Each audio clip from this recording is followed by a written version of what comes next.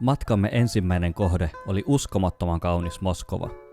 Sieltä oli sitten tarkoitus jatkaa junalla Hongkongiin asti. Reittimme kulki siis Siperian, Mongolian ja Kiinan läpi. Aikaa selvitä Hongkongiin oli vajaa kuukausi, kilometrejä taitettavana yli 10 000. Tämä tiesi 150 tuntia junassa. Etukäteen olimme hommanneet Venäjän, Mongolian ja Kiinan viisumit sekä junaliput Ekaterinburgiin asti. Siitä eteenpäin etenimme fiiliksen mukaan rennosti improvisoiden. Moskovasta ostimme vielä viimeiset eväät tulevaa junamatkaa varten ja nautimme Moskovan monista museoista. Saaks kisa? Kumpi saa enemmän tauoja? Joo, otetaan.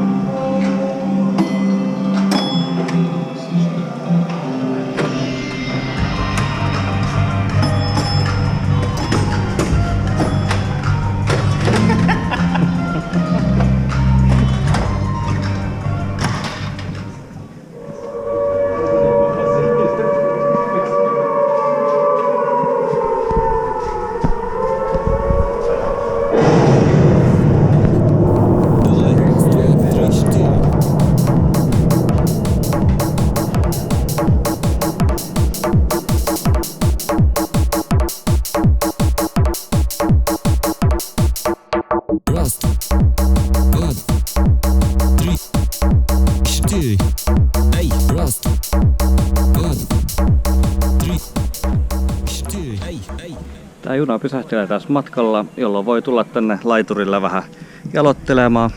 Täällä on kas myyjä jotain ihme krääsää täällä. En juuri nyt ole ostamassa, mutta kuulemma täältä saa myös jotain pitää naposteltavaakin, jos haluaa. Tässä nyt vielä semmonen 10 minuuttia ennen kuin jatketaan matkaa. Tuossa just yksi kaupitteli mulle täytettä jo oravia. Mitä ihmettä.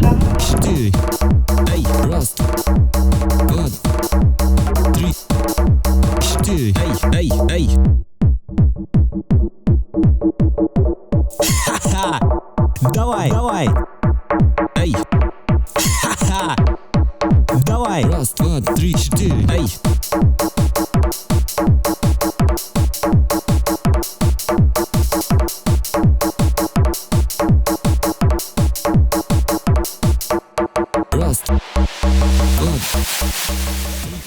Täällä Ekaterinburgissa oli ensimmäistä kertaa oikeastaan semmoinen fiilis, että on vihdoinkin saapunut Venäjää. Että toi Moskova oikeastaan oli vähän turhaan semmoinen kliininen ja jopa niin kuin todella keski-eurooppalainen kaupunki. Että Ekaterinburg, täällä on siis oikeastaan niin kuin koko infra on Neuvostoajalta ja tää on todella venäläistä täällä. En mä tiedä miten tätä kuvailla. Ehkä se kuvista välittyy. Onhan täällä siis toki paljon uuttakin, että tuolta keskustasta löytyy uusia kauppakeskuksia ja kyllä täältä niinku moderneja business-senttereitä löytyy, mutta eipä kyllä tarvii pari kilsaa kauemmas mennä keskustassa, kun alkaa löytyä niinku hyvin vanhaa rakentamista ja eipä kyllä Ekaterinburgista ihan hirveästi muuta sanottavaa, kun ei täällä ole ihan hirveästi mitään niinku nähtävää tai koettavaa. Toki jos niinku on hiukan enemmän aikaa, täältä löytyy hienoja suolakaivoksia 4 tunnin ajomatkan päästä ja sitten löytyy luonnonpuista sun muita. Mutta me kun ollaan tuonne Paikaljärvelle menossa, niin me ei nyt välttämättä mikään luonnonpuistoa haluta, kun siellä päästä ihan niinku sit Siperian luonnon äärelle. Kaikenlaisia typeriä monumentteja täältä kyllä löytyy joka lähtöön. Löytyy Qwerty-monumentti, löytyy The Beatles-monumentti ja jopa näkymättömän miehen monumentti löytyy täältä. Et ne ainakin voit sekata täältä.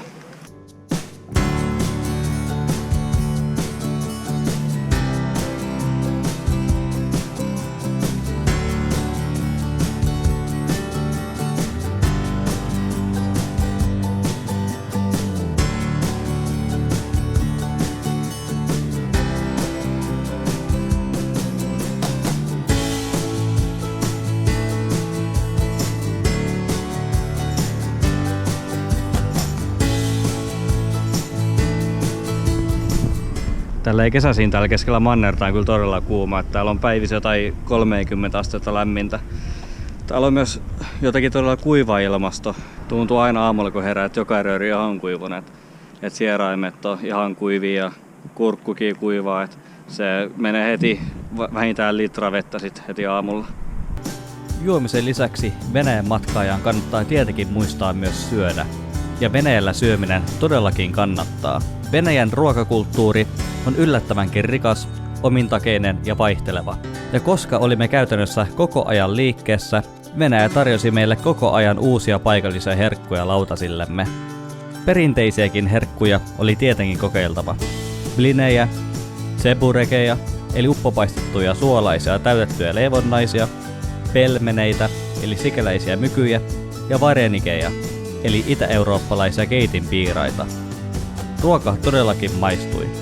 Junamatkoilla ruokavalio koostui kuppinuudeleista ja muista ruuista, mitä nyt voi ikinä valmistaakaan vain lisäämällä kuumaa vettä. Venäläisestä Synepmarket-kauppaketjusta sai hyvin kaikenlaisia kuivaruokia, kuten perunamuusia kanalla ja erilaisia pastoja.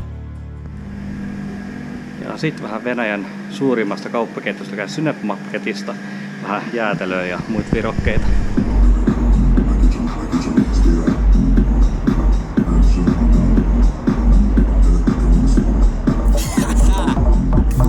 Давай! Эй! Ха-ха!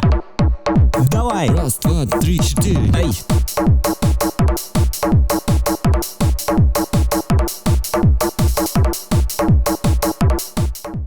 Juna tosiaan lähtee vasta tänään illalla 9, niin tultiin tähän pelaamaan vähän bowlingia, keilaamaan. Эй! Раз, два, три, четыре! Эй!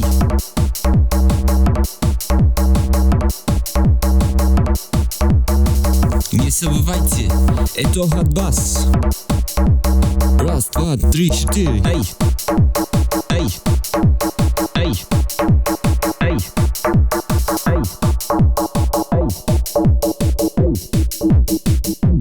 Эй! Эй!